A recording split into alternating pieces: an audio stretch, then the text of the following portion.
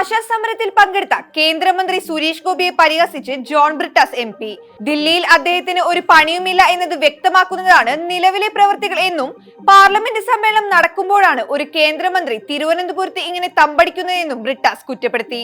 സുരേഷ് ഗോപി പറഞ്ഞുകൊണ്ടിരിക്കുന്ന കാര്യങ്ങൾക്ക് എന്തെങ്കിലും കഴമ്പുണ്ടോ എന്ന് BJP-ക്കാർ പോലും വിശ്വസിക്കുന്നില്ലെന്നും ജോൺ ബ്രിട്ടാസ് പരിഹസിച്ചു. അതേസമയം കേന്ദ്ര ധനമന്ത്രിയും മുഖ്യമന്ത്രിയുമായുള്ള കൂടിക്കാഴ്ചയിൽ ആശാമാരുടെ പ്രശ്നം വരാത്തതിന്റെ നിരാശയിലും അതൃപ്തിയിലുമാണ് സമരക്കാർ. ഫണ്ട് അനുവദിച്ചതിനെ ചൊല്ലി കേന്ദ്രവും കേരളവും തമ്മിലുള്ള തർക്കം ഉടൻ തീർത്ത് പ്രശ്നപരിഹാരം ഉണ്ടാക്കണമെന്നാണ് ആശാമാരുടെ ആവശ്യം. അതേസമയം തന്റെ ഇടപെടലിലൂടെ നേരിയ മാറ്റം ഉണ്ടായിട്ടുണ്ടെന്നാണ് സമരപന്തലിലെത്തിയ കേന്ദ്രമന്ത്രി സുരേഷ് ഗോപി പറഞ്ഞത്. ഇന്ന് പ്രതിഷേധ പൊങ്കാല ഇട്ട് സമരം ശക്തമാക്കാനാണ് ആശമാരുടെ തീരുമാനം. ദില്ലി ചർച്ചയിൽ ഉണ്ടായിരുന്ന പ്രതീക്ഷ പൊലിഞ്ഞതിന്റെ നിരാശയാണ് സെക്രട്ടേറിയറ്റ് പടിക്കലെ സമരവേദിയിൽ. മുഖ്യമന്ത്രി ധനമന്ത്രി കൂടിക്കാഴ്ചയിൽ ആശമാരുടെ പ്രശ്നം അടക്കം ഉന്നയിക്കുമെന്നായിരുന്നു ദില്ലിയിലെ സംസ്ഥാന സർക്കാരിന്റെ പ്രത്യേക പ്രതിനിധി KV തോമസ് നേരത്തെ നൽകിയ ഉറപ്പ്.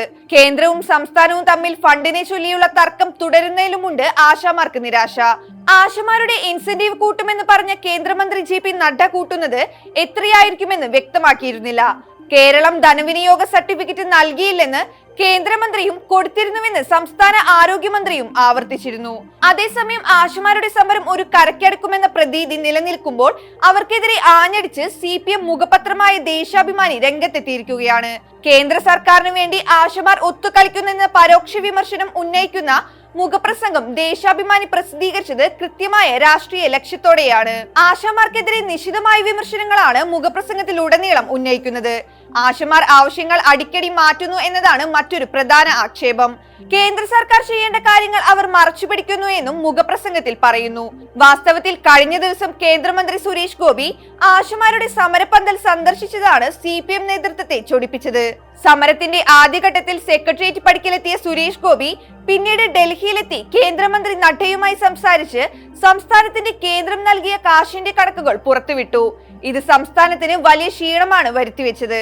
തുടർന്ന് അദ്ദേഹം കേന്ദ്രവുമായി സംസാരിച്ച് ആശമാരുടെ ഓണറേറിയം വർദ്ധിപ്പിക്കുമെന്ന് ആരോഗ്യമന്ത്രിയെ കണ്ട് പ്രഖ്യാപനം നടത്തുകയും ചെയ്തു. ഇതോടെ പന്ത് BJP-യുടെ കോർട്ടിലേക്ക് മാറി.